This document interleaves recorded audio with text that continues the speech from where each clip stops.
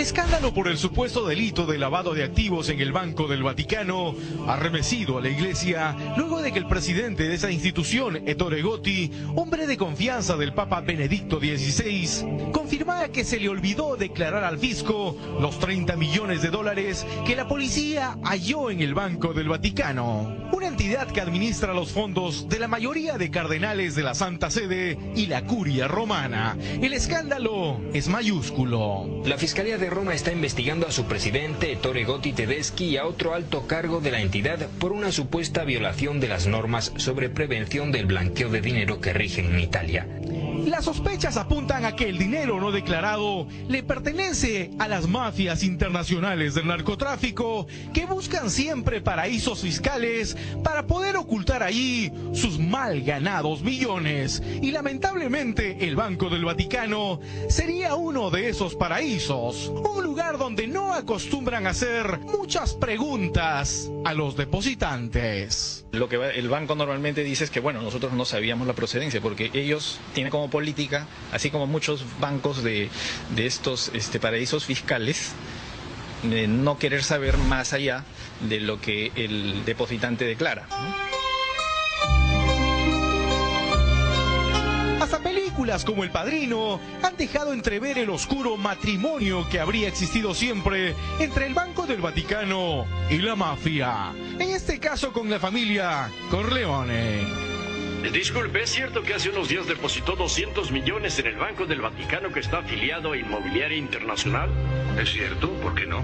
Investigan en Roma a las autoridades del Banco Vaticano por el lavado de dinero. Por lo pronto, la jueza romana María Teresa Covata ha dispuesto el embargo de 23 millones de euros del también llamado Banco del Papa. Sin embargo, los analistas creen que, como en otras oportunidades, la investigación no llegará lejos por un santo obstáculo: el propio Papa. Por la naturaleza jurídica del Estado Vaticano, es decir, cualquier tipo de investigación tiene que pasar por la autorización del Estado Vaticano. De pronto la justicia italiana sí tiene la intención de hacerlo, pero el Estado Vaticano como que protege mucho su espacio y no permite avanzar más allá, ¿no? En este caso, la justicia italiana nada puede hacer, aunque crea que esos 30 millones de dólares son parte del lavado de dinero de la mafia. Y es que, créalo, esta entidad financiera siempre ha estado en el ojo de la tormenta. Relacionada al uso, por ejemplo, de fondos de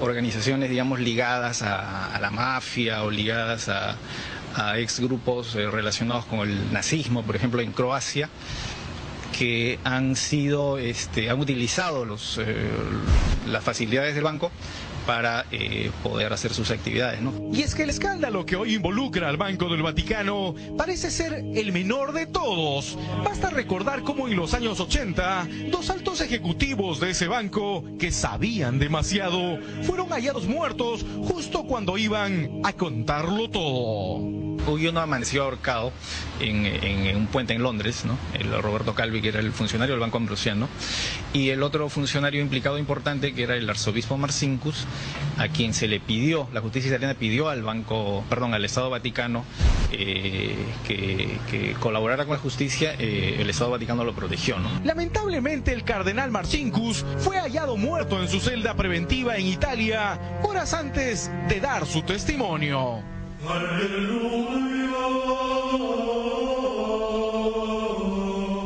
Otra de las víctimas que habría cobrado la cúpula que gobierna el Banco del Vaticano habría sido el propio Papa Juan Pablo I, hallado muerto horas después de anunciar que iba a reestructurar esa entidad financiera por una supuesta corrupción. Juan Pablo I hizo el anuncio en su homilía de las 5 de la tarde y a la 1 de la madrugada fue encontrado muerto en circunstancias muy poco claras. Porque hubo cardenales en el cónclave que obviamente se convocó ya para la elección del Papa siguiente, que exigieron para que hubiera una autopsia, pero el secretario de Estado en ese entonces, el cardenal Bilot, se negó, ¿no?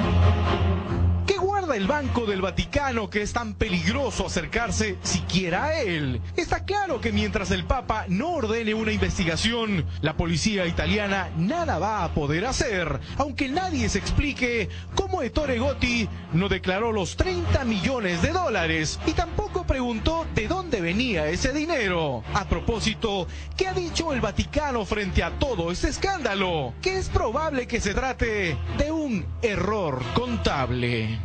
Toda su historia pasada y la historia de su familia desaparecerán. 600 millones.